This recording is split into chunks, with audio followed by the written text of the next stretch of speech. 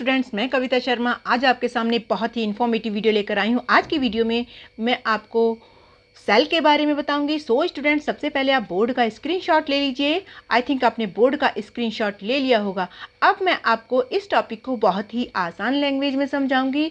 So students, come to the topic. देखिए, cell को study करने के लिए हमें सबसे पहले सेल की introduction, structure of cell, difference between animal and plant cell and type of cell के बारे में स्टडी करना होगा। सो बात कर लेते हैं सेल की।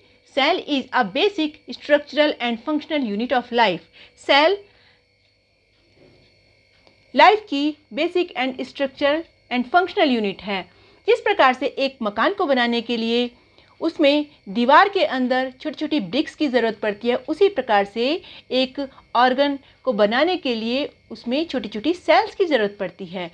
छोटी छोटी सेल्स मिलकर के टिश्यू का फॉर्मेशन करती हैं। टिश्यूज़ जो हैं वो ऑर्गन का फॉर्मेशन करते हैं। ऑर्गन अलग अलग हो सकते हैं, जैसे लंग्स, किडनी, लिवर, और उसके बाद ये डिफरेंट ऑर्गन सिस्टम का फॉर्मेशन करते हैं और डिफरेंट ऑर्गन सिस्टम कलेक्ट हो करके एक कंप्लीट बॉडी का फॉर्मेशन करते हैं। आई थिंक आपको ये कंप्लीटली समझ में आ गया होगा। All animals are made up of cell.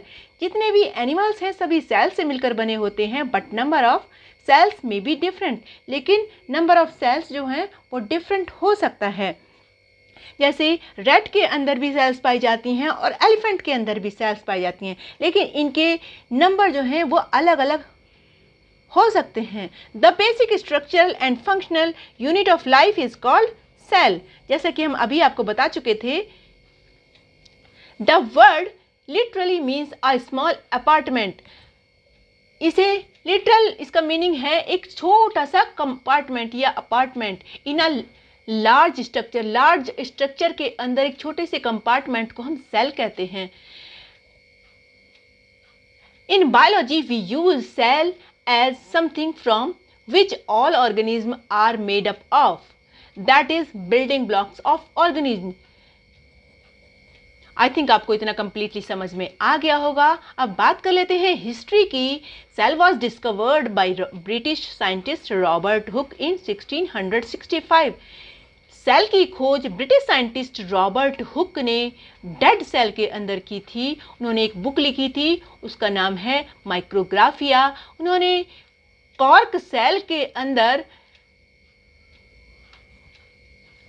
जो कि क्वेरकस सुवर के नाम से जानी जाती है, उसके अंदर सेल की खोज की थी। कॉर्क सेल ऑफ ओक के अंदर खोज की थी। The first man to witness a live cell under a microscope was Antony von Leeuwenhoek. Antony von Leeuwenhoek ने लिविंग सेल की खोज की थी। In 1675 described the algae Spirogyra. उन्होंने लिविंग सेल की स्टडी स्पाइरोगायरा के अंदर की थी। Discovery of live cell in bacillus bacteria. उन्होंने बेसिलस बैक्टीरिया के अंदर भी सेल की खोज की थी। उन्होंने एक बुक लिखी थी, इसका नाम है secret of nature. I think आपको ये कंप्लीटली समझ में आ गया होगा। अब देखिए आगे, the group of cell form a tissue. A group of cell जो होती है वो टिश्यू का फॉर्मेशन करती हैं। जो टिश्यू का जो ग्रुप होता है वो ऑर्गन का फॉर्मेशन करता है, और ऑर्गन का ग्रुप एक ऑर्गन सिस्टम का फॉर्मेशन करता है। इस प्रकार से एक कंप्लीट बॉडी की स्ट्रक्चर का फॉर्मेशन हो जाता है। The study of cell is called cytology. Cell की स्टडी को हम साइटोलॉजी कहते हैं। On the basis of number of cell, organism are of two type, unicellular and multicellular. Unicellular organism made up of single cell. Unicellular organism single cell से मिलकर बने हुए होते हैं। Single cell carries all the function like digestion, excretion, reproduction, growth and respiration. ये सभी function unicellular cell के अंदर एक ही सिंगल सेल के अंदर होते हैं। इसके एग्जाम्पल्स हैं amoeba, paramecium, bacteria and Euglena. These This is the structure of amoeba, this is the structure of euglena, this is the structure of paramecium. अब बात कर लेते हैं multicellular organism की. Multicellular organism made up of large number of cell. Multicellular organism large number of cell से मिलकर बने हुए होते हैं. In these organisms, cells are specialized to perform different function of body. ये organism जो होते हैं वो अलग अलग functions को perform करते हैं. Only some cells of the body called germ cell. Body के अंदर कुछ ही सेल्स ऐसी होती हैं जिन्हें हम जर्म सेल कहते हैं, बाकी सेल्स को हम सोमेटिक सेल्स कहते हैं. जर्म सेल रिप्रोडक्शन के अंदर वर्क करती हैं, यानी कि इसके द्वारा स्पर्म एंड ओवा का फॉर्मेशन होता है जर्म सेल के द्वारा. Somatic cells are concerned with growth, repair and other metabolic activities of life. Somatic cells जो होती हैं वो हमारी बॉडी के अंदर growth, repair and other metabolic activities का वर्क करती हैं.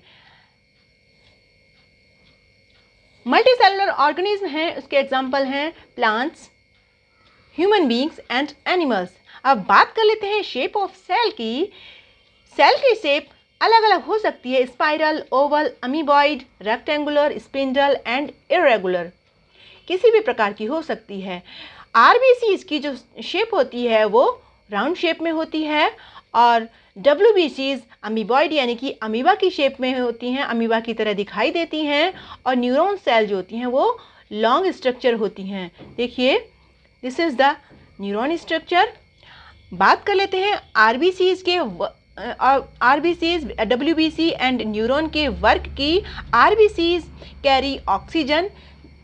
आरबीसीज ऑक्सीजन को हमारी बॉडी के अंदर कैरी करती हैं, जबकि डब्ल्यूबीसीज फाइट डिजीज़. जबकि जो डब्ल्यूबीसीज हैं वो डिजीज़ से फाइट करने का काम करती हैं. और neuron cell transfer of messages का काम करती हैं, यानी कि मैसेज को एक जगह से दूसरी जगह ले जाने का काम करती हैं. नंबर में भी डिफरेंट इन डिफरेंट सेल. इनकी संख्या अलग अलग सेल में अलग अलग हो सकती है. शेप में भी different on the basis of function. Function के अकॉर्डिंग इनकी शेप भी अलग अलग हो सकती है. आई थिंक आपको ये कंप्लीटली समझ में आ गया होगा. अगर आपको कहीं भी कुछ समझ में ना आया हो तो आप कमेंट बॉक्स में लिख सकते हैं. प्लीज़ आप स्टडी करते रहिए और मेरे चैनल को लाइक एंड सब्सक्राइब करिए. Thank you guys, thanks for watching. अगर आपने स्क्रीनशॉट ना लिया हो तो आप स्क्रीनशॉट ले लीजिए. Bye bye. Take care.